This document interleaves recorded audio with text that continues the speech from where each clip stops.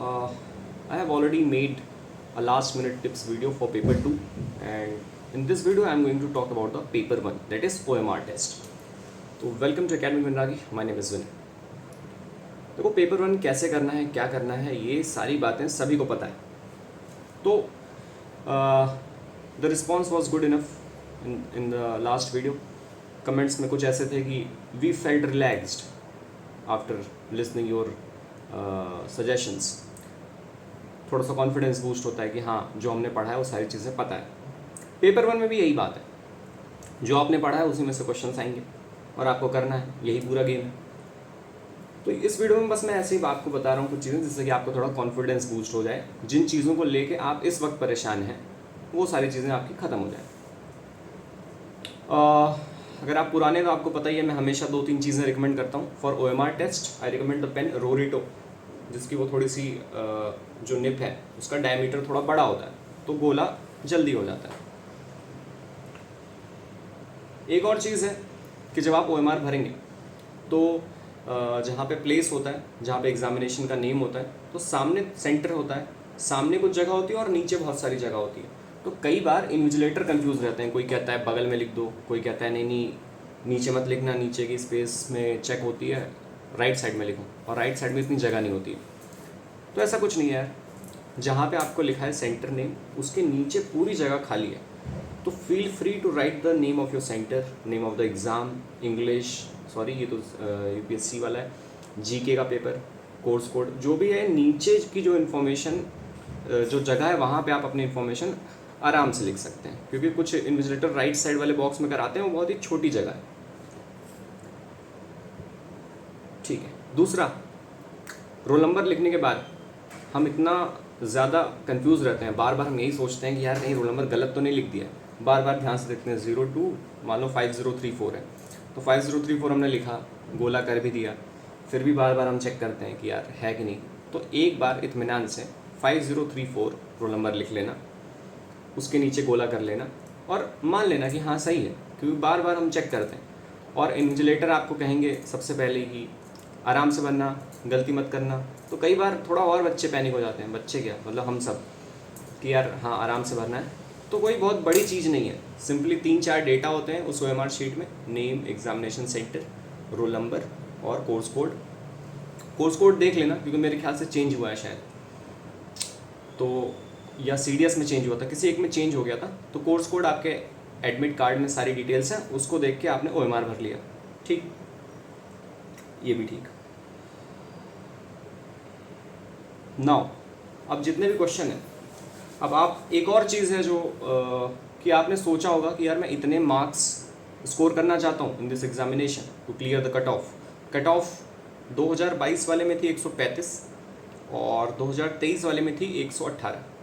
तो वैकेंसी की वजह से और पेपर का क्या लेवल है, ये दो एक मेजर पैरामीटर हैं जो कि डिफाइन करते हैं कट ऑफ को। तो यहाँ पे वैकेंसी तो देखो इस बार ज़्यादा है, ठीक, लेकिन पेपर किस तरह का है ये तो हमें नहीं पता, ये तो एक्चुअल एग्ज़ाम में जाकर ही पता चलेगा। तो यानी कट ऑफ एग्जैक्टली अभी डिफाइन की नहीं जा सकती कि पिछले की बार की कंपैरिजन में बढ़ेगी या घटेगी। लेकिन हाँ, एक पैरामीटर्स को अगर सिर्फ कंसिडर करें, that is vacancy, and keeping the level of the exam constant, हम कह सकते हैं कि कट ऑफ वैसी ही जाएगी जैसे पिछली बार थी। तो एग्जैक्ट कट ऑफ के बारे में तो डेटा नहीं होता, लेकिन हाँ, आप इतना ज़रूर एक्सपेक्ट करना कि मुझे इतने मार्क्स स्कोर करने हैं, उस हिसाब से कितने क्वेश्चंस आपको करने हैं वो आपने पहले कैलकुलेट किया है कि लगभग इतने मार्क्स तो मैं लाना चाहता हूँ, लेट्स से 125 प्लस। अब होगा क्या कि एग्ज़ाम हॉल में जैसे कई लोग पूछते भी हैं कि कितने क्वेश्चंस करने चाहिए, तो जितना आपने सोचा है ज़रूरी नहीं कि आप उस पर स्टिक रहो, क्योंकि एग्ज़ाम हॉल में हो सकता है आपको लगे कि नहीं यार पेपर थोड़ा टफ है, जितना मैंने सोचा उससे 1-2 क्वेश्चन कम ही हो पा रहे हैं। ये मान लो पेपर थोड़ा इजी है, तो आपको ऐसा लगेगा कि जितना मैंने सोचा है वो तो हो ही जा रहा है, और भी क्वेश्चन ऐसे हैं जिसमें मैं रिस्क लेके कर सकता हूँ। तो आपको ऑन द स्पॉट जो ठीक लगे, जैसा ठीक लगे वैसा करना होता है। जो घर से सोच गए हो एकदम उस पर स्ट्रिक्ट नहीं रहना है, ठीक, थोड़ा लमसम, हो सकता है उससे थोड़ा ज़्यादा क्वेश्चन अटैम्प्ट करने पड़ जाए, हो सकता है 1-2 क्वेश्चन कम अटैम्प्ट करने पड़ जाए। तो वो जैसा भी है ऑन द स्पॉट वहीं डिसाइड करना। अनसर्टेनिटी वाले क्वेश्चन, कुछ ऐसे क्वेश्चंस जिसमें आप 2 ऑप्शन एलिमिनेट कर लेंगे, नहीं कर पाएंगे, 2 कर लेंगे, 2 नहीं कर पाएंगे। कुछ ऐसे भी होता है जिसमें एक एलिमिनेट कर लोगे, 3 में फंस जाओगे। ऐसे बहुत सारे क्वेश्चंस अगर हैं तो उनमें सभी में नहीं, मान लो ऐसे 5-8 क्वेश्चन ऐसे हैं, तो 8 के 8 क्वेश्चन नहीं, लेकिन 8 में से उन 4 में रिस्क ले लेना चाहिए। मतलब ऐसे 8 ऐसे क्वेश्चंस हैं जिसमें आप थोड़े से पार्शियली श्योर हैं और पार्शियली नहीं। तो ऐसे केसेस में उनको पूरी तरीके से नहीं छोड़ना होता है, बिकॉज रिस्क लेना पड़ता है बेस्ड ऑन योर इंट्यूशन, या फिर जो भी आपके पास प्रायर नॉलेज है सब्जेक्ट की, कितना आप लिंक कर सकते हैं। तो कभी कभी क्वेश्चन में रिस्क लेना पड़ता है, तभी मार्क्स आते हैं। तो those who are comfortable enough, those who are comfortable, जिनकी एनालिसिस थोड़ी ठीक है, जो समझ पा रहे हैं कि कौन सा क्वेश्चन रिस्क लेने लायक है, तो वहाँ रिस्क लेना होता है। तो अगर आप भी इसी पैतरे को मानते हैं तो आप कुछ क्वेश्चंस में रिस्क ले लेना, क्योंकि बहुत सारे में आप देखोगे यूपीएससी वाले में जो पैटर्न है 1, 2 एंड 3 वाले में कई बार ऑल करेक्ट भी होता है। तो अगर लगे कि हाँ मैं श्योर तो नहीं हूँ, लेकिन हाँ ऐसी वाइब आ जाती है कि यार करेक्ट है, तो ऐसे क्वेश्चन में रिस्क लेना पड़ता है, तो उसमें आप ले सकते हो।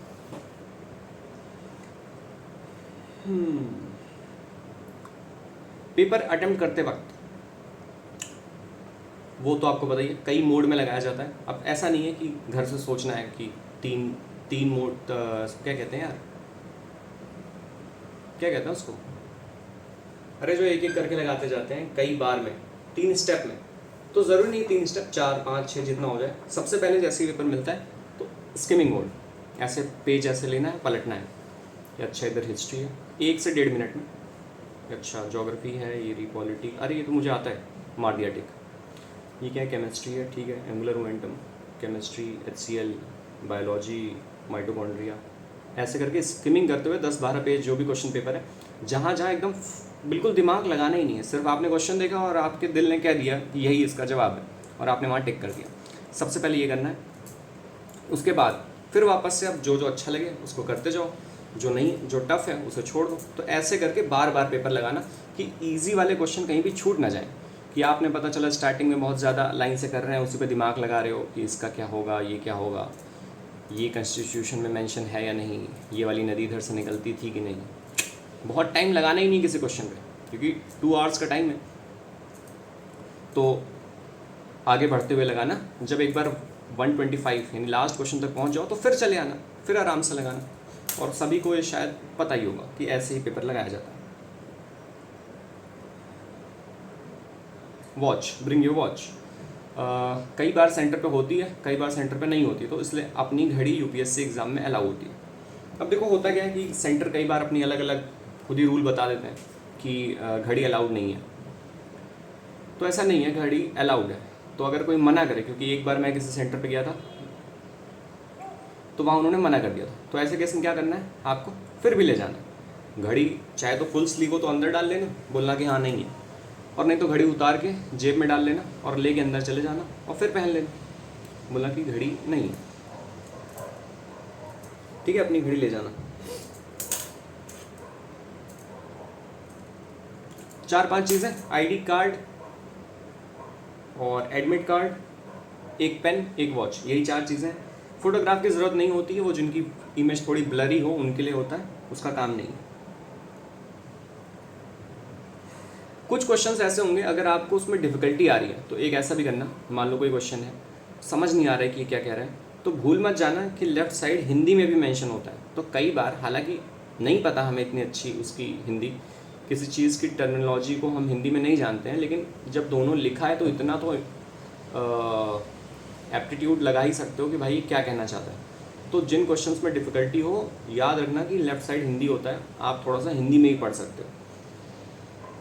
एक बार हुआ था मेरे साथ, कुछ क्वेश्चन आया था, कुछ मुझे ध्यान नहीं है, पर इधर पढ़ा मूंगा चट्टाने करके कुछ लिखा था, तो then I got the context कि हाँ ये सी के अंदर का कुछ पूछा है।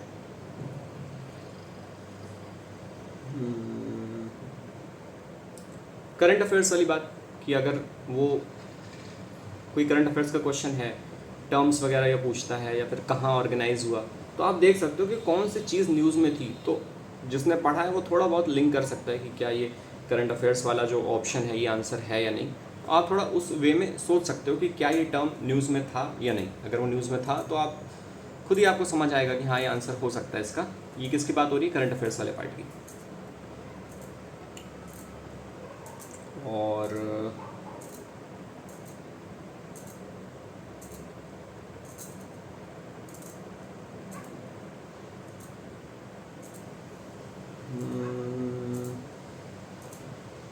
हाँ, तो अभी सारी चीज़ें रिवीजन हो गई होंगी, सारे सब्जेक्ट हो गए होंगे, और सिलेबस तो यार वास्ट होता ही है इसका यूपीएससी एग्ज़ाम का, तो ऐसा लग रहा होगा भूला भूला।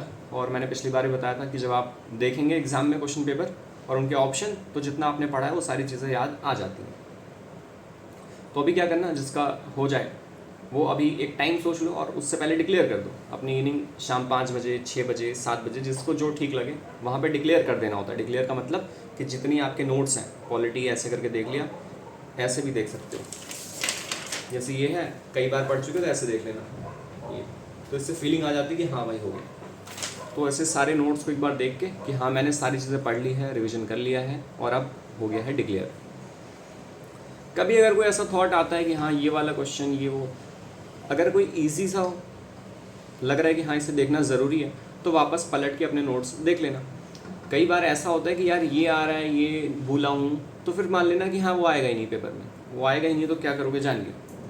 कल भी ऐसा हो सकता है कि सुबह सुबह आपको दिखें लोग, कोई योजना की मैगजीन पढ़ रहा है, कोई कुछ पढ़ रहा है, तो बस देख के आपको यही सोचना है कि ये क्या पढ़ रहा है लड़का, इसमें से तो कुछ आएगा ही नहीं। तो इससे आपको वो नहीं होता, इन्फीरियरिटी कॉम्प्लेक्स नहीं डेवलप होती कि अरे भाई ये छूट रहा है, वो छूट रहा है।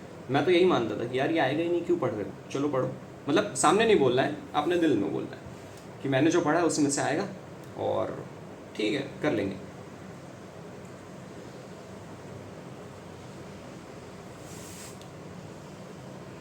और क्या बात बच रही है। पेपर 1 के बाद जो थोड़ा सा गैप है, तो नोट्स ले जाना है किसी को तो आप ले जाओ, और नहीं तो फ़ोटो खींच लेते हैं, पर वो फ़ोटो कभी खुलती नहीं है, क्योंकि उसके बाद फिर थोड़े दोस्त बन जाते हैं, तो इधर उधर आप जाते हैं, उसमें 1-2 घंटा निकल जाता है। लेकिन हाँ, किसी के पास अपनी अगर वो डेटा वाली या फिर कोई इंपॉर्टेंट फैक्ट्स वाली जो चीज़ें आप चाहते हो कि मैं ऐसे में यूज़ करूँगा, वो ले जा सकते हो, बिल्कुल शर्माना मत, वहाँ खोलने में शर्माना मत। आसपास के लोग आपको नहीं जानते, और ये मत सोचना कि मतलब देखेगा क्या कहेगा, पढ़ रहा है। हाँ तो पढ़ रहा हूँ ना, पढ़ने ही तो आया हूँ, ऐसे ही निकलेगा क्या एग्ज़ाम। तो जिसका मन हो वो अपने डेटा, फैक्ट, फिगर और पेपर 2 के जो भी नोट्स, जो भी तुम लास्ट मिनट टाइम पे आप रिवीजन करना चाहते हैं, उसको खोलने में शर्माना मत, हिचकिचाना मत, देख लेना। और हाँ, थोड़ा फ़ायदा होता है कि मान लो अभी आपको 2 बजे वापस जाना है, तो आपने क्या किया, देख लिया सारी चीज़ें, तो एकदम ताज़ा दिमाग में है। वहाँ अंदर गए, उन्होंने पेपर दिया, जो भी याद है ऐसे हल्का से लिख लिया, 23 अगस्त, एक ये वाला है।